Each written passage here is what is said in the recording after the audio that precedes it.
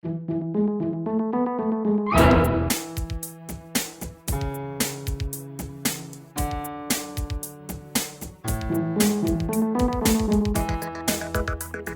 so let's walk around upstairs, shall we?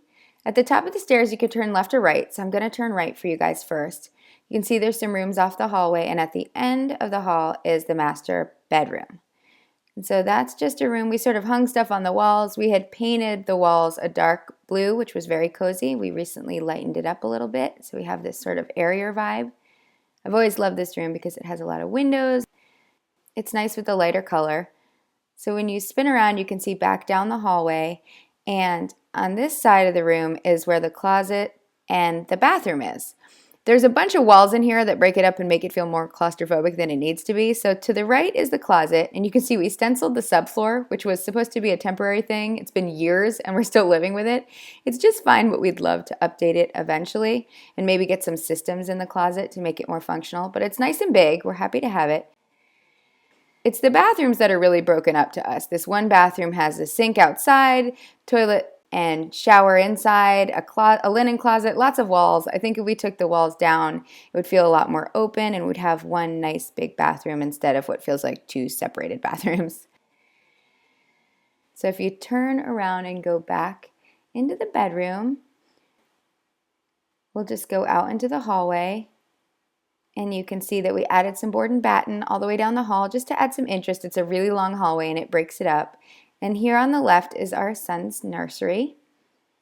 It's a little room, but we gave it lots of function, doing these built-ins to the ceiling, lots of great storage in the drawer bases, and some, books and toys can be put out on top. We also have a little changing table and storage in that bookcase, and then a bright green closet door just for fun.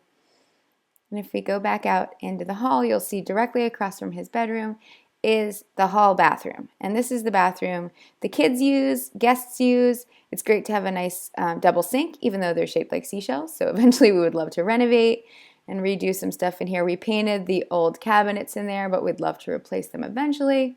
So we're going to redo our master bathroom probably first and then eventually get to this bathroom too.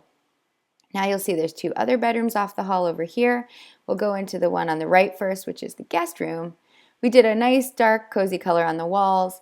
Sconces, they're nice because you can switch them on and off from bed for the guests. And my tip for you is if you have a room you hardly ever use or only use when guests are in town but you want to get more use out of it, put something in there that you use too. This is a craft desk I made and I added a sewing machine and now I actually use it because it's set up so it makes the room more functional.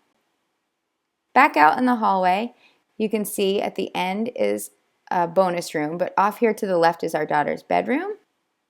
And this is a perfect example of how something is always in progress at our house. There was a canopy over the bed, just made of fabric, and our daughter outgrew it and decided she didn't want it anymore, so we took it down. We have yet to paint or fix that wall, but we will. There's a bookshelf we made for all of her books. She has tons of them. We love doing kids' rooms. They're just sort of always changing, but that's sort of the fun of it. And then if we spin to the left, you'll see this long hallway used to be very dark because we couldn't always see that window at the end. There actually was a washer and dryer right here where this door is, and you couldn't see beyond it. Instead, we made a new room, framed it out and drywalled, and put the washer and dryer in here to the right. It enables us to have more space because they used to be in a closet. There's a door to close to dampen the sound. And now at the end of the hallway, instead of a washer and dryer and no light, we have this doorway and a beautiful window that we finally see. This was just a storage room beyond the washer and dryer that was sort of hidden. It wasn't drywalled, it wasn't insulated. We finished it off, especially now that it's easy to access at the end of the hall, drywalled it, and it's as big as a 2-car garage, so it's actually super spacious. We use it all the time for movie nights. There's all the storage of games in those cabinets. This big sofa even sleeps guests that are, spilling out of the guest room. So we do a lot of family stuff in here, and it's such a nice addition to the house. So now we'll walk back down the hallway. And everyone always asks, so these are standard height ceilings. They're not extra tall.